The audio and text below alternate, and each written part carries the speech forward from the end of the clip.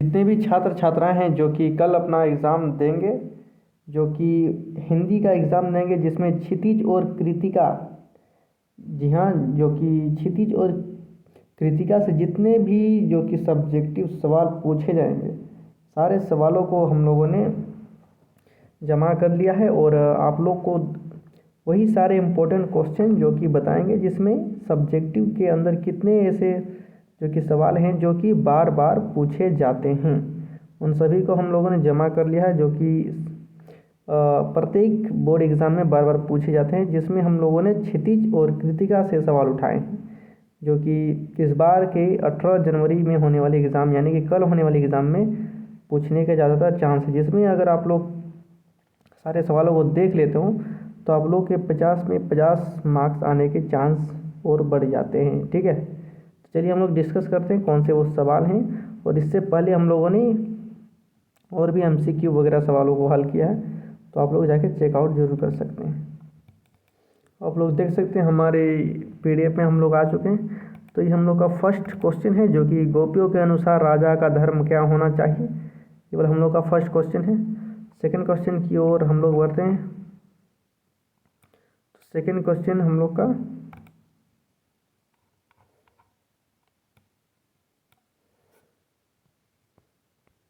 ये वाला फर्स्ट और सेकंड ये वाला थोड़ा जूम आउट कर देते हैं। आप लोग देखिए, उद्धव द्वारा किए गए योग के संदेश ने गोपियों की विवाह अग्नि ही यहाँ पर होगा, अग्नि में घी का काम कैसे किया। तो इसका आंसर आप लोग देख सकते हो, आप लोग चाहो तो स्क्रीनशॉट भी ले सकते हैं। ठीक है,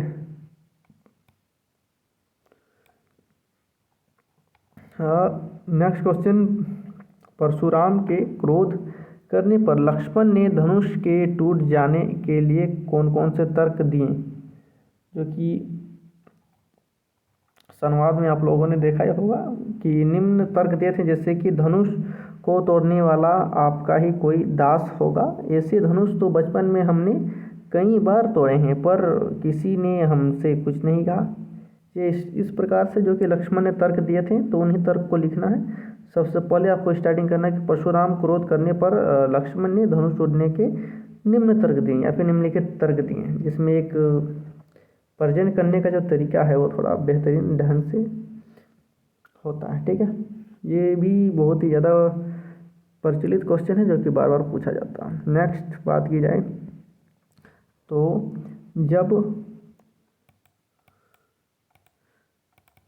तो जब विश्वामित्र ने लक्ष्मण का बीच बचाव करके परशुराम का गुस्सा शांत करने का प्रयास किया, तो परशुराम ने क्या कहा।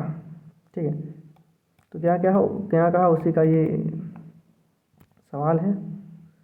नेक्स्ट क्वेश्चन इम्पोर्टेंट में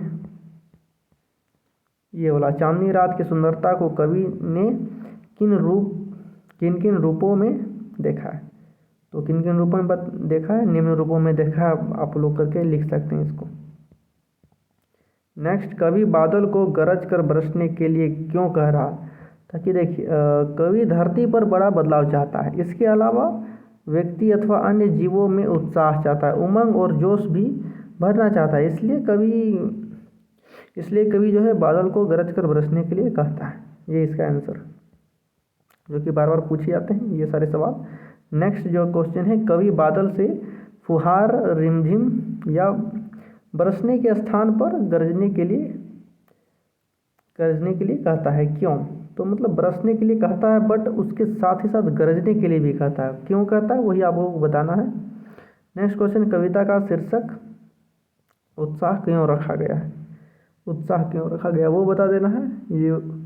ये भी इम्पोर्टेंट क्वेश्चन के ही लिस्ट में आता है। नेक्स्ट की बात की जाए तो फागुन मास में कवि और वातावरण में क्या प्रभाव हो रहा है। फागुन मास में कवि और वातावरण में क्या प्रभाव हो रहा है, ये भी इम्पोर्टेंट क्वेश्चन, जिसका आंसर आप लोग देख रहे हैं। नेक्स्ट, फागुन मास में प्रकृति में क्या परिवर्तन दिखने लगते हैं। ठीक है, क्या परिवर्तन दिखने लगते हैं, पेड़ पौधे से पुराने पत्ते झड़ने लगते हैं। जो आप पतझड़ जो ये सीजन आने वाला है, इसका बस आप लोग को डिस्कस दे देना हो जाएगा आपको। फागुन का मौसम अन्य मौसमों से कैसे भिन्न होता है? ये वाला भी क्वेश्चन बहुत इंपॉर्टेंट है, जो कि कई बार बोर्ड एग्जाम में पूछा गया है।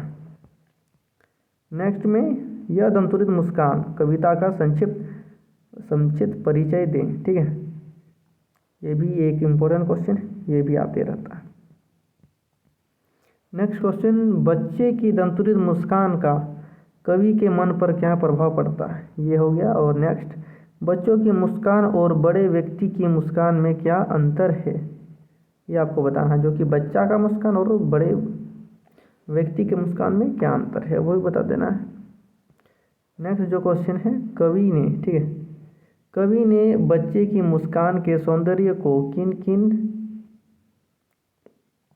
बिंबों, ठीक है, बिंबों के माध्यम से व्यक्त किया है? तो किससे व्यक्त किया है? आप लोग को निम्न बिंबों में के माध्यम से व्यक्त किया है, जो कि आपको बता देना है। नेक्स्ट क्वेश्चन, भाव स्पष्ट कीजिए, जो कि ऐसे सवाल आते रहते हैं, भाव स्पष्ट कीजिए। जैसे क में, छोड़कर तालाब मेरी झोपड़ी में खिल रहे जलजात, मतलब इसका मतलब आपको बताना है कि ये कुछ लिखे रहेंगे, उनका आप लोग को बताना है कि इसका मतलब क्या है, भाव स्पष्ट करना हो जिसको कहते हैं। जैसे कि बच्चे ने धूल से सने हुए नन्हे तन को जब कवि देखता है तो ऐसा लगता है मानो कमल के फूल तालाब को छोड़कर उसकी झोपड़ी में खिल उठते हैं। ये हो जाएगा। नेक्स्ट क्वेश्चन, छू गया तुमसे ही झरने लग पड़े शेफालिका के फूल, बांस था कि कबूल। ये जो क मैंने बताया यहाँ पर और ये ख है, तो इसका भी मतलब उसी प्रकार भाव स्पष्ट कर देना है, जो कि यहाँ पर बताया हुआ है। आप लोग देख के स्क्रीनशॉट ले सकते हैं। और नेक्स्ट में, फसल को कवि ने ढेर सारी नदियों के पानी का जादू क्यों कहा? ये भी क्वेश्चन इम्पोर्टेंट है। नेक्स्ट उसके बाद, कवि ने फसल को क्यों कोटि कोटि हाथों का स्पर्श कहा है? ये भी एक इम्पोर्टेंट क्वेश्चन है, जो कि आते रहता है बोर्ड एग्जाम में बार बार। नेक्स्ट की बात की जाए तो, आपके विचार से माँ ने ऐसा क्यों कहा कि लड़की, ये मैं बार बार कल से बना रहा हूँ, कल से मैं लकड़ी पढ़ रहा हूँ, क्या जो हो जा रहा है। आपके विचार से माँ ने ऐसा क्यों कहा कि लड़की होना पर लड़की जैसी मत दिखाई देना? ये क्वेश्चन बहुत ही इम्पोर्टेंट है, जिसके आने के 50% चांस बनते हैं। ठीक है, तो इसको आप लोग याद कर लीजिएगा। और इसका एमसीक्यू में भी आएगा, और इसके एमसीक्यू भी मैंने बताए हुए हैं। थोड़ा एक झलक में दिखा दूं कि मैंने कैसे बताए हुए हैं, थोड़ा सा टाइम दीजिएगा। आप लोग देख सकते हैं यहाँ पर मैंने कंप्लीट में बताया हुआ है। जैसे कि ये फर्स्ट जो है ये 1 घंटा 15 मिनट का है। अगर आप लोग इसको देख लीजिएगा तो आपको कोई भी एमसीक्यू का दोबारा वीडियो देखने की ज़रूरत नहीं होगी, इसी में सारे एमसीक्यू को कवर किया गया है। नेक्स्ट की बात की जाए तो यहाँ पर देखिए, इसमें जो कृतिका है इसमें से कुछ क्वेश्चंस इंपॉर्टेंट एमसीक्यू को लिया गया है। नेक्स्ट जो है कृतिका का, और नेक्स्ट ये है जो कि जैक बोर्ड, इसमें भी एमसीक्यू भरे पड़े हैं। ठीक है, 15 मिनट का ये। और लास्ट में ये जो 10th एमसीक्यू इम्पोर्टेंट क्वेश्चन है, जो कि बहुविकल्पी वो सारे हो गए। ये अति लघु, यानी कि ये जो लॉन्ग क्वेश्चन है, ये लॉन्ग क्वेश्चन है, इसको भी आप लोग चेकआउट कर लीजिएगा। तो हम लोग बढ़ते हैं, ये मैंने बताया। और इसके नेक्स्ट की बात की जाए तो, माँ को, ठीक है, माँ को अपनी बेटी अंतिम पूंजी क्यों लग रही थी? ये बता देना बस आपको, ये भी बहुत ही बार पूछा गया है। नेक्स्ट, जो कि सेनानी ना होते हुए भी चश्मे वाले को लोग कैप्टन क्यों कहते थे? ये भी लगभग शायद, जहाँ तक मुझे याद है, हम लोग के समय भी ये सारा क्वेश्चन पूछे गए थे। नेक्स्ट की बात की जाए, पान वाले का रेखाचित्र प्रस्तुत करें। जैसे पान वाले के बारे में बताना है, जैसे पान वाला बहुत मोटा काला मिजाज आदमी था, वो सब आपको बता देना है। नेक्स्ट, पाठ नेताजी का चश्मा के आधार पर कैप्टन वाले चश्मे वाले कैप्टन पाठ नेताजी का चश्मा के आधार पर कैप्टन चश्मे वाले के चरित्र के बारे में लिखिए। वो कैसा था वही आपको लिख देना है बस। जैसे कि एक लाइन यहाँ पर देखिए, जो घूम घूम कर चश्मा बेचा करता था, परंतु जो बात उसे अन्य से भिन्न और महान बनाती है वह है उसकी देशभक्ति। ऐसे प्रकार से उसके जीवन के बारे में लिख देना है। नेक्स्ट में भगत की पुत्र वधू उन्हें अकेले क्यों नहीं छोड़ना चाहती थी। उसकी जो बेटे की वाइफ थी वो उसको क्यों अकेले छोड़ना चाहती थी, नहीं छोड़ना चाहती थी, क्योंकि उसके पास कोई और था नहीं, उसके इकलौते बेटे की मृत्यु के बाद। वो सब आपको बस लिख देना है।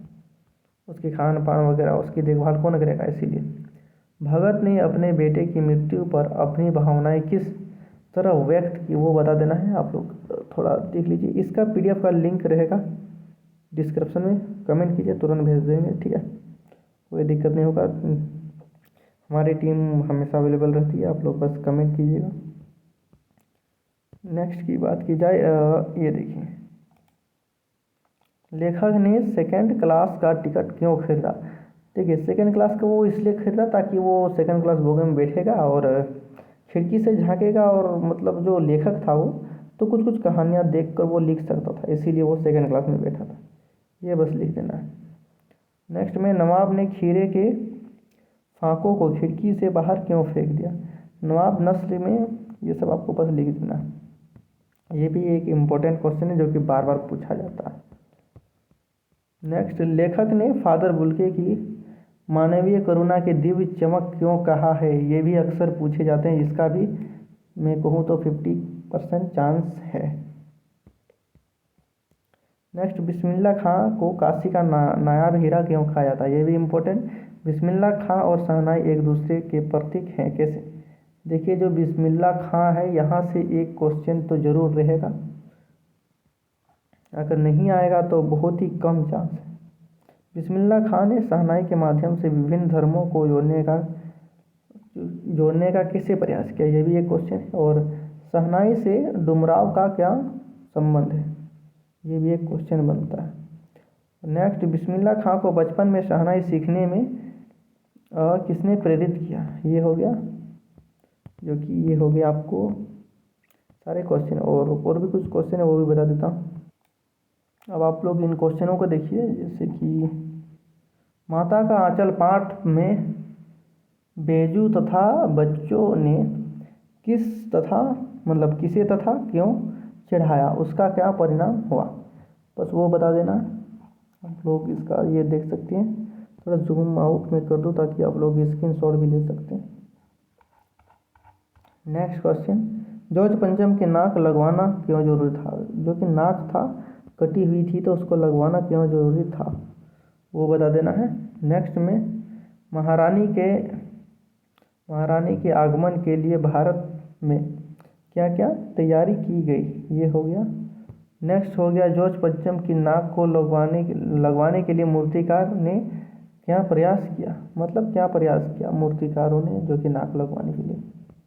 नेक्स्ट हो गया, जॉर्ज पंचम की नाक क्यों काटा गया था, जो कि बेहद इम्पोर्टेंट है। थोड़ा जॉर्ज पंचम से कुछ कुछ क्वेश्चन आ सकते हैं, कुछ क्या मतलब एक क्वेश्चन आ सकता है।